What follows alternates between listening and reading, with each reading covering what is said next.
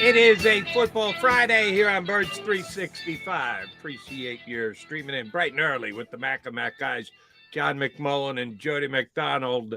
Yeah, we got a weekend coming up. But before we do that, we got some actual Eagle action, Johnny Mac, some signings to talk about and rookie practice today. Today, the first day of gathering of the newest Philadelphia Eagles. Yeah, rookie camp starts today at the NovaCare Complex, the exhaustive 2-day rookie camp.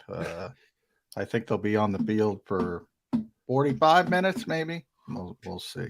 Afterwards, will they be playing chess or checkers or Hey, you shooting got to be foul shots? competitive. You got to be competitive. They'll be Exactly. So shooting hoops with the head coach. there you go. And I Yeah. knew something like that was going to happen. See if you can unearth what the off-field competition is for the Eagle rookies to be able to prove themselves to this coaching staff tomorrow. Because, like you said, about 45 minutes of In action. all seriousness, those guys. My advice to those guys is, be on time, pay attention in the meetings, because the meetings are the bigger part of it.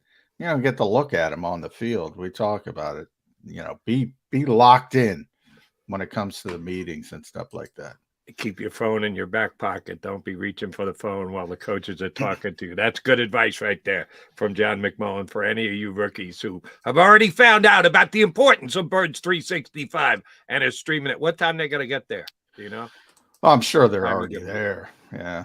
Oh, you Early think they're days. already there? Yeah. Oh, yeah. What time? What time are they taking the field?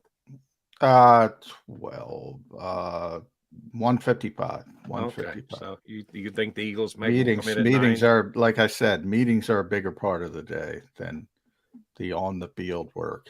Uh, just because you don't do that much on the field work.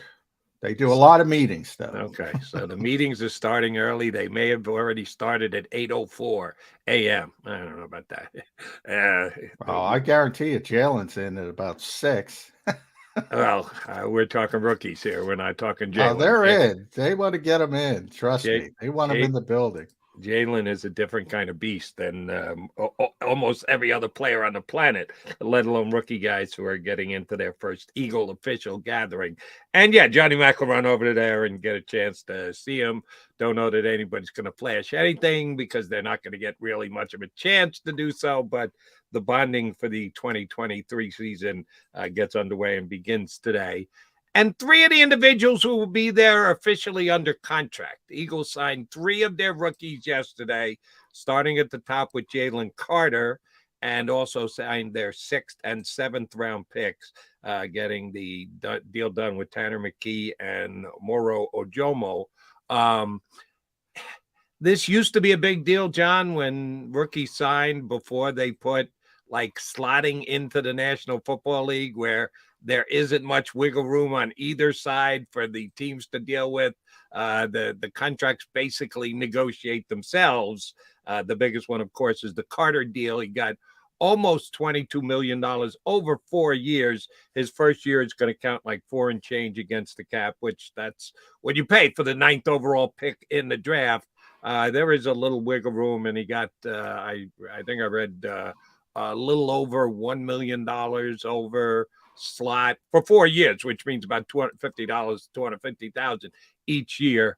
Love to say how much the Eagles thought of him and if he was going to fight. It's pretty much done ahead of time, is it not? Yeah. Yeah. We talked about this a lot. What little wiggle room there is typically offset language or, interestingly, the second round picks, because every year it seems like the agents want to go a little bit deeper when it comes to the guaranteed money for second round picks. So sometimes you see those guys linger a little bit, but everybody comes in before the start of camp because it's slotted. Yeah. And I think it's good because back in, as you mentioned, you and I have been around for a long time. Some of these things would be really acrimonious and Oh, go yeah. deep in. If you're not in as a rookie, you're basically wiping out your rookie season. So I think this is a positive the way it's shaped now. But yeah, for people that haven't caught up and think it's a big deal, it's not a big deal. not a big deal at all. It is a positive because, you get everybody done. You get the continuity. You get everybody in. You got nobody holding out into camp. That was, for the people who've fallen in love with the National Football League in the last 7 or 8 years, you don't even know what it's like with rookies not coming into camp, daily reports, media leaks on both sides, who's shortchanging, who's over asking, and it used to be a very big deal. It just isn't anymore because the NFL and with the consent of the Players Association, which I always think is great, John, the Players Association negotiating for players who aren't players before they actually get into the national. Yeah, well, they dictate terms for the guys who are then going to be players for 4 or 5 years, depending on where they're drafted. And they always tell the young guys on the road when they're in the midst of a collective bargaining agreement, that's always a give zone. Yeah, well, we'll let you slot the players who are drafted. Why? Because they're not members of the union yet. Yeah. And that's, if you think about it, that's any union. If you join, if you get a new job, you got to join. I mean, they already did it. They already, so there's no wiggle room. So it's not rare, but I mean, there's, I think Sam Bradford was the last big bonus baby. Oh, yeah. Number 1 overall pick. And I got it from the veteran standpoint. It's like, why are you paying these young guys more than proven players? So I get it from their standpoint. They tried to do the best they could, shifting things a little bit. But there's always, people like Howie Roseman and Jake Rosenberg and Bryce Johnson, and they always find, all right, where's the soft spot now, no matter what the rules are. So, but when it comes to, the whole standpoint was veteran players and, get more money to the veteran players, the proven players, all that kind of thing. And the unintended consequence is now that those mid-range veterans, they got really difficult times, getting deals, getting good deals, all 1-year deals, all proven deals. And I don't think there's always an unintended consequence. I think that was the sort of how things shook out that they weren't expecting. Johnny, if you can remember back to this day last year, first day of rookie mini camp, we talked about get him in the building early, get him in the meetings, just ingratiate him as part of the team. The on-field stuff, calisthenics, are they actually going to teach guys specific things about the Eagles' overall scheme, be it on offense or defense? What do they actually try to accomplish day one of this massive 2-day rookie minicamp? I mean, there's a little bit of throwing. So obviously it's more interesting with the, the quarterbacks and the receivers and the backs. And, some of the offensive linemen are working on, little technique things. Obviously there's no pads. They're in T-shirts and there's no contact whatsoever. But, it's like Johnny Manziel throwing over a broom. You try to put somebody in front of somebody and try to teach them a little bit of technique. Same thing with the defensive linemen. Same thing with the corners. Line up against the receiver. You're supposed to be here. That kind of stuff. It's a foundation. Step number 1. And they want to get as much time. It's changed a lot over the years. It really has. I mean, they don't have a lot of time with these players, and the Eagles, by their own accord, use less time than they could use. Right. So, you got to try to take advantage of every minute you're out there. But with the Eagles, it's become more those meetings. I mean, it's become more. That's where you teach it. That's where it becomes more of a mental thing. Nick always talks about walkthroughs, walk through full speed, yada, yada, yada. And it's worked for him to date. So it's hard to criticize him. But everybody else has got these same limitations as well. Again, the other teams, 30 of the 32 teams, for an example, are having mandatory minicamps. The Eagles are not. Them in Cincinnati. So they do leave some time they do have on the table, which is interesting to me. It's interesting. Now, John, and again, very limited. It's not full blown scrimmages or anything like that. It's all broken down into little tutorial as per positions.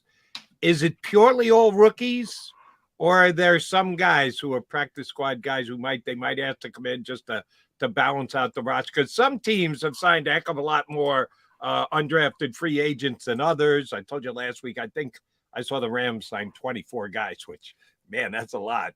So they could go full 12 on 12 offense, defense if it all matched up. You're not allowed. No team drills. Not allowed, even if you could get a team together. But rookies and first-year players and tryout players, that's it. Strictly. There's no – if you've been in the league, you're on a practice squad, you're not allowed on the premises. Well, it depends. If you have you're allowed on – a lot of guys are working out. A lot of guys come in just to do strength and conditioning and all that kind of stuff. But as far as on the field today, just rookie and first-year players. So remember, if you're haven't played, you can be out there. If you have 1 year of vested service, you can't be out there. Tryout players can be out there. And they'll have a bunch of tryout players. That brings you last year I go down this route. I didn't even bother this year. I always go down this route. Because I try to get the tryout players, and they're always like, no, well, we don't know yet. This is the day before. I said, hey, could you give us a heads up on who the tryout players are, just so I can do some research and stuff on, who they are, what their background is. It's like, we don't know yet. And I'm thinking to myself, 24 hours out, they don't know who's going to be. I'm thinking to myself, there's logistical issues here. You got to bring people in from all around the country. You got to get them. Don't give me that bull crap. But I mean, that's the way this league. I bring this up. I got up this morning. The Colts have a sort of web series, and they're doing in their draft room. And Chris Ballard, they got a good clip up there. And Chris Ballard's like, "Don't talk about the quarterbacks. Don't talk about it with your friends, your buddies. My wife doesn't know shit. Don't talk about it. Don't talk." And I'm thinking to myself, we're talking about two guys here, right? Richardson or Levis, basically. I mean, I guess at the end, some people thought. Yeah, some people thought Stroud could fall down. Some people three guys. Yeah, so at maybe over the past 10 days, you're talking about three guys. These people are like CIA, and that's why I bring up the tryout. Who cares? Just let us know who the stinking tryout. They'll all be in and out. Maybe you sign one of them. Who cares? But they care. It's top level, NASA level secrets that the Eagles and other teams, not just the Eagles, we're not just getting on the Eagles. A lot of teams. No, everybody else. Yeah, I'm not picking on them. Everybody else does it as well. All right, one other thing before we punch up our first guest. Looking forward to talking to Ian Cummings from Pro Football Network. Draft analyst, does a great job. Was on with us before the draft. We'll get his thoughts after the draft. Major non-rookie signing, John. Big signing for the Eagles yesterday. Tight end Dan Arnold. I'll tell you what, Jody. He's the second best tight end the minute he walks in the building. I'm not saying it's a big deal. Most experienced tight end. No, I said make him the second best tight end. I said second best for a reason. He is the second best experience. He is the second most experienced. You're correct, but he's the second best. I mean, he's better than Jack Stoll. He's better than Grant Calcaterra. We'll see. I mean, he's 28 years old. He's a good receiver. He's a receiving guy. He's not a blocker. He came in, I think, when he was a rookie, he was like 6'5", whatever, 225. He was really, he's a glorified, oversized receiver. Now he's about 240-ish. He can move a little bit. If you remember when he got traded to Jacksonville, he had a nice little run. Trevor Lawrence as sort of his security blankets, like a 5-6 game run. He can do some things in the passing game. I think it's an interesting signing. Sounds to me like you think he's a lock to make this team. Unless he shows up and he's got nothing left, and he's 28, I don't see why he's got nothing left. I think he's going to make the team. I think he's better than what they have. I really do. Okay. Remember, May May 1st, May 2nd, whatever it was the cutoff of guys counting towards potential compensatory picks. So you saw this wave around not just the Eagles, this sort of mini wave of veteran players signing deals because guys aren't concerned about compensatory picks down the road. Right. He's in that category. So he's more than I mean, I'm not going to overstate it. He's more than just nothing that you're bringing in from competition. He's a legitimate player. The Eagles now have eight, count them, 8 tight ends on the roster. If you count in the undrafted free agent that they signed, they're going to keep 4, 3 on the, and it's not a given. It's 3. They had 3 for the great majority of the year last year, and 1 on the practice squad. So there are 4 guys who are not going to be here afterwards. Yeah, I'll go ahead and predict that Dan Arnold is not one of them. I think it's good for competition. I think you bring him in and you let him show you what he can show you. I think he's one of those guys who, because he had some good games against the Eagles are more interested in him than other teams. 9 catches last year. And he was their starting tight end from the previous year. They felt so good about him. They went out and got Ingram from the Giants to replace him as their starting tight end. I'm not knocking the signing, but if you're looking for a prediction on the signing, I don't think he's going to be a Philadelphia Eagle at the start of the 2023 season. But that's what the coach likes, Nick Sirianni, competition. Let him come in and compete. And Arnold certainly will be given a chance to do just that. All right, he's McMullen. I'm McDonald's. It's Mac and Mac Birds 365. Last day of recapping the draft. Next week, we'll be talking more about Thursday and the schedule that's coming out for the Philadelphia Eagles. And, oh, by the way, something we won't have to discuss this year. Well, no, I shouldn't say this, because we talk about it before the season starts as to, how tough a schedule is or isn't. And then they start actually playing the games. And then you see the game that you thought was going to be a tough game. Oh, no, the Eagles are going to be double-digit favorites in that one. Or a game that you thought, that's a cakewalk.